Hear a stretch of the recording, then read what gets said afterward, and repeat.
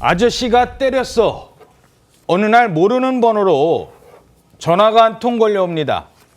전화를 건 낯선 남성, 난데없이 이런 말을 합니다. 당신의 자녀를 데리고 있다. 그러면서 전화를 바꿔줬는데 수화기 너머에 내 아이 목소리가 들립니다. 겁에 잔뜩 질린 채 울고 있는 겁니다. 바로 이런 상황이었습니다. 이 엄마시죠? 네네. 예, 잠시만요. 야, 나 빨리 얘기해줘, 엄마. 울지 마, 얘기해. 왜요? 무슨 일 있어요?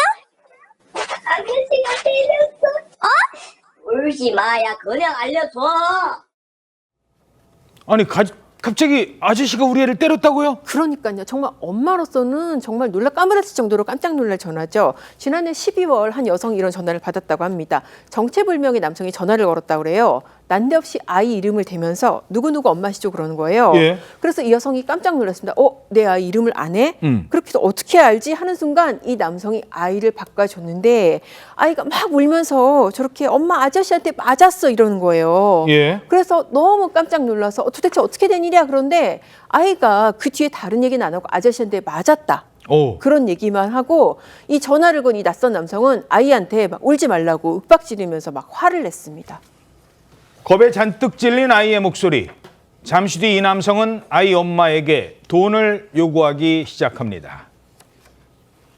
술 마시고 여기 길가에서 담배 피우고 있는데 얘가 술 마시고. 나보고 네. 욕을 했어요.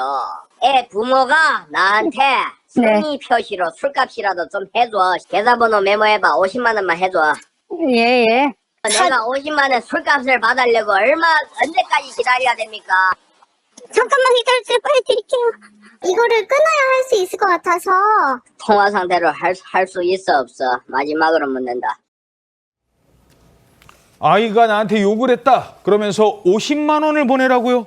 그렇습니다. 들어오신 바와 같이 수화기 너머의 남성이 뭐라고 했냐면 길에서 담배를 피우고 있는데 아이가 나한테 욕을 했다 이러면서 흥분한 듯이 말을 이어갔었는데요. 그러더니 성의 표시로 술값을 보내달라. 내가 계좌번호를 보낼 테니 50만 원을 보내라. 이렇게 요구를 했다고 합니다. 그러니까 얼마나 엄마가 놀랐겠어요. 다급하게 돈을 보낼 테니까 전화를 끊으세요. 왜냐하면 통화를 이체를 해야 되니까. 그랬더니 이 남성이 전화를 끊지 말고 지금 바로 이체하라고 막 다그쳤다고 하는데 참 이런 전화를 받게 되면 엄마 입장에서는 상당히 황당한 생각이 드는 것이죠. 전화 끊지 말라는 게 뭔가 이상합니다. 자, 그런데 울고 있는 아이 목소리를 듣는 엄마의 가슴은 뭐 그냥 철렁 내려앉을 수밖에 없겠죠. 그런데 이런 전화 받은 엄마가 또 있었습니다.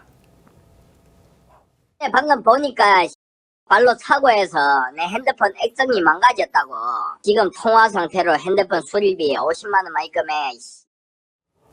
자, 이번엔 핸드폰 액정이 망가졌대요. 이건 뭐예요? 이거 아까 그 남자랑 같은 사람이에요?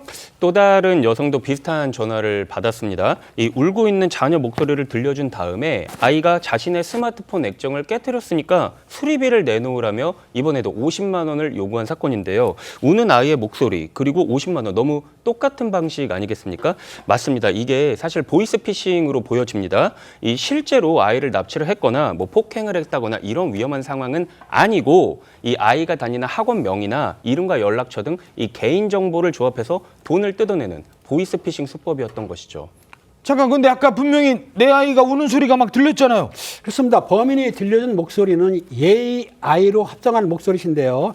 수집한 아이들이 목소리를 조합해가지고 우는 목소리로 냈던 겁니다. 그렇게 되다 보니까 범죄 이용을 한 것인데요.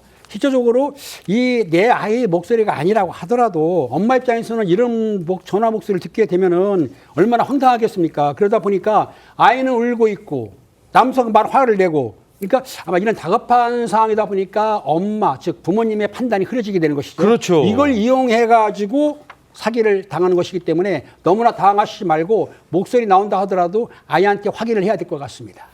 자, 너무 놀라서 판단하기가 어려운 상황. 게다가 돈 달라고 한 것도 뭐 몇 천만 원 보내라는 게 아니라 50만 원.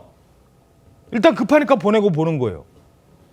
금감원은 최근 이처럼 AI를 이용한 보이스피싱이 늘었다면서 소비자 경보 주의 단계를 발령했습니다. 자녀뿐 아니라 학원명이라든지 주소, 연락처 등 다양한 개인정보를 조합해서 일상에서 있을 법한 내용으로 니네 아이 납치했어. 근데 돈 입금 안 하면 아이 뭐 장기 매매할 거야? 막 이러면서 아주 거액을 요구하거나 좀 이런 사례들이 좀 많았거든요. 근데 지금은 충분히 일상에서 일어날 법한 이야기로 하다 보니까 그리고 또 소액이잖아요. 소액이라서 오히려 이 정도면 내 입금할 수 있겠는데라는 생각이 들어서 좀 오히려 이렇게 피해가 쉽게 일어나는 것 같아요. 아이가 욕을 했다든가 내 휴대폰 액정을 깨뜨렸다든가 일상에서 있을 법한, 그러니까 더 속기 쉬운 거잖아요. 그렇습니다. 특히 아이들이 학원이나 학교 갈 시간대, 그리고 이제 저녁 시간대 연락을 해서 아이들의 동선 파악이 제대로 안 되거나 즉각적으로 연락이 안 되는 시간대를 노렸기도 했고요. 특히 이 과거에 보면 납치나 보이스피싱범들이 유괴했다, 거액의 돈을 달라, 뭐 장기 매매를 하겠다, 해치겠다 이렇게 강력 범죄로 접근했다 반면 요즘 같은 경우에는 이렇게 일상생활에서 일어날 수 있을 법한 이야기로 스토리를 짜서 접근을 한다는 게 특이 사항이고요. 특히 금액도 과거에는 수천만 원, 1억, 2억 원 이렇게 불렀다고 한다면 요즘에는 50만 원 이렇게 소액을 요구하다 보니까 부모 입장에서는 이 돈이라도 빨리 내서 아이의 안전을 확보하겠다 이런 생각을 할 수밖에 없고 판단력을 더 흐트러지게 하는 게 아닐까 생각을 하는데요.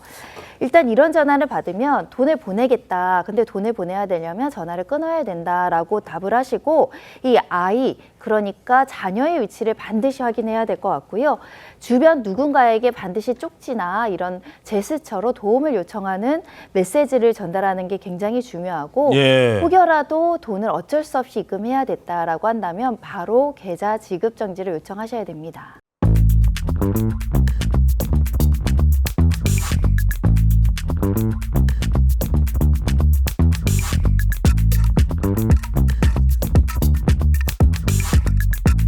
you.